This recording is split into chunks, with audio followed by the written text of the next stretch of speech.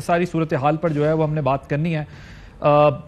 एक और चीज़ जो मुझे रिक्वेस्ट भी की गई जो कश्मीरी कम्युनिटी की जानिब से, थोड़ी देर बाद शायद मिसाल यासीन मलिक जो हैं वो एक प्रेस कॉन्फ्रेंस करके बताएंगी। यासीन मलिक साहब जो हैं उनकी जो है वो सजाए मौत का मामला भारत की तरफ से सामने आ सकता है। पूरी दुनिया में 25 तारीख को ही जो है वो कश्मीरी भी जितनी एम्बेसीज हैं उनके सामने एहतजाज करेंगे और उनकी रिक्वेस्ट ये है, हम भी ये रिक्वेस्ट करेंगे कि जो 25 तारीख की इमरान खान साहब ने डेट दी है इस पर कोई नजरसानी की जाए, ये तारीख कोई आगे कर ली जाए।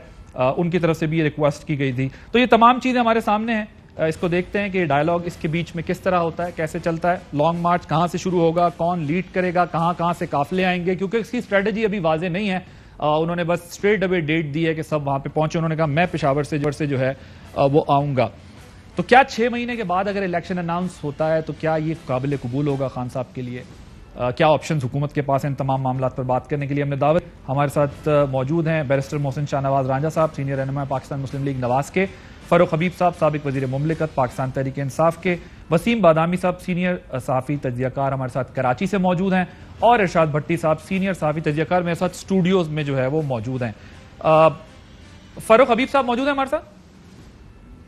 जी फारूक हबीब साहब, ये बताइएगा कि क्या ज़ाहिर अब तो तारीख आ गई सामने, ये जो बात आप कह रहे हैं कि अगर लोगों इलेक्शन का जो भी नतीजा हो, क्या वाज़े तौर पर यही बात की जा रही है, तस्लीम कर लिया जाएगा कि वो हक में हो या मुखालिफ हो? देखिए, बुनियादी तौर के ऊपर तो विल ऑफ पीपल है ना, लोगों ने किसको मुंतखब करना है, किसको नहीं मुंतखब करना। लेकिन ये जो मौजूदा हुकूमत है इसके पास कोई मैंडेट नहीं है।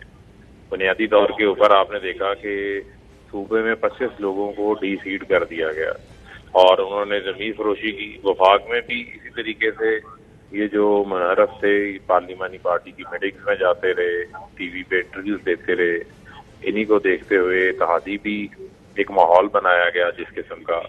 तो ये वो लोग हैं जो कोई इस तरह इक़्तिदार में नहीं आए कि कोई फ्रेश इलेक्शन हुआ हो, इनके पास मैंडेट हो। तो जितनी पीडीएम की जमातें थी वो सारी इक़्तिदार में आ गई और इक़्तिदार की बंदरबांट हो गई है इनके पास, और ना इनके पास कोई फैसला साजी की ताकत है, ना कोई फैसला साजी की कुव्वत है। तो लिहाजा बहुत जरूरी है कि मुल्क को जिन हालात में ये ले गए 1.5 माह में कि मुल्क को बैंक डिफॉल्ट के करीब इन्होंने पहुंचा दिया है, तो फौरी इंतखाबात की तरफ आगे बढ़ा जाए। और इनकी तरफ से खुद भी इस किस्म की बातें आ रही हैं। मरीम सफदर का बयान देख लें, नवाज शरीफ के हवाले से देख लें। ठीक सर, अब इलेक्शन की तरफ तो ज़ाहिर उन्होंने फैसला करना है ना। मैं आपसे ये पूछ रहा हूं कि क्या आप लोगों ने अपना माइंड मेकअप कर लिया है कि अगर आपकी कॉल एक्सेप्ट कर ली जाती है, इंतखाबात का ऐलान हो जाता है 6 महीने बाद का, आप तस्लीम कर लेंगे? एक, और दूसरा ये कि नताइज को भी तस्लीम करेंगे?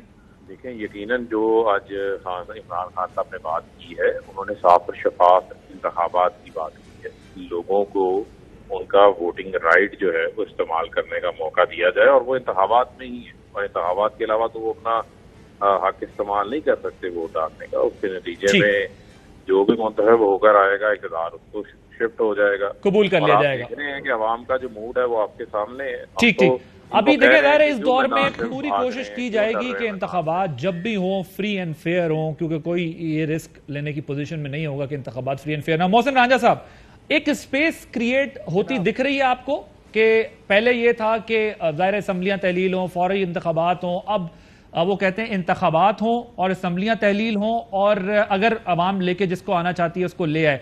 आप लोगों को पॉलिटिकल डायलॉग इसमें कहीं दिख रहा है या नहीं? लॉन्ग मार्च आ रहा है तो इसका मतलब आपकी हुकूमत को जो है वो गिराने के लिए है बस?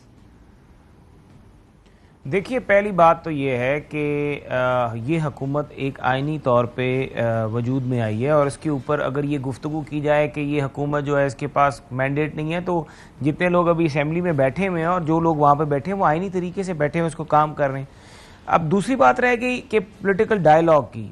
जब तक डायलॉग की बात करते हैं तो हम तो पहले दिन से इनको कह रहे थे कि आप इस्तीफे ना दें, आप असेंबलियों में रहें, ताकि इस्लाहात का जो अमल है उसको यकीनी बनाया जाए।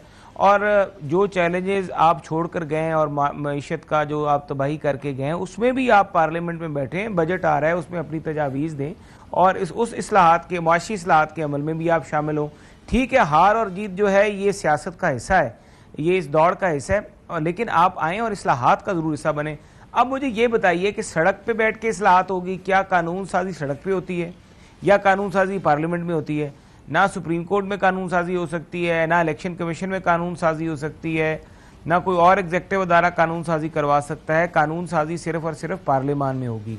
और हम चाहते यही है कि ये उस कानून साजी के अमल में हिस्सा लें जिस तरह इन्होंने हमें उस कानून साजी के अमल से बाहर निकाल फेंका था। इन्होंने यकतरफा इलेक्शन एक्ट जो था उसको अमेंड किया। इन्होंने बाकी कवानीन जो हैं बगैर अपोजिशन की मौजूदगी के और नुमाइंदगी के कायमा कमेटियों में भी और ऐवान में भी इन्होंने वो सारे कवानीन पास किए। हम वो नहीं चाहते कि हम वो करें। हम चाहते हैं ये आए असेंबली में और एक इस्लाहात करें।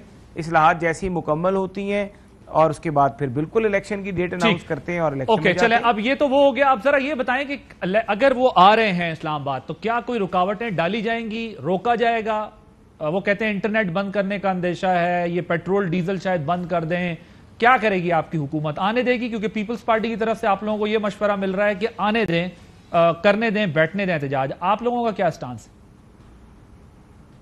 देखिए, अभी इसके ऊपर तो जहाँ तक ये अपने कानूनी जो है अपना इनका जो राइट्स हैं, इनके इख्तियारात हैं, उसके बीच में ये बैठते हैं, पुरअमन तरीके से बैठते हैं, पुरअमन तरीके से आते हैं, तो हमें क्या एतराज़ होगा। और जहाँ पर इनको बताया जाता है मकामी ज़िले इंतज़ामिया, इस्लामाबाद की इंतज़ामिया, कैपिटल की इंतज़ामिया इनको बताती है कि ये जगह आपके लिए मुख्तस की गई है, यहाँ पर आप आके धरना करें, यहाँ पर आप जगह तो उन्होंने बता दी ना, श्रीनगर हाईवे पे 3 बजे दोपहर 25 तारीख को।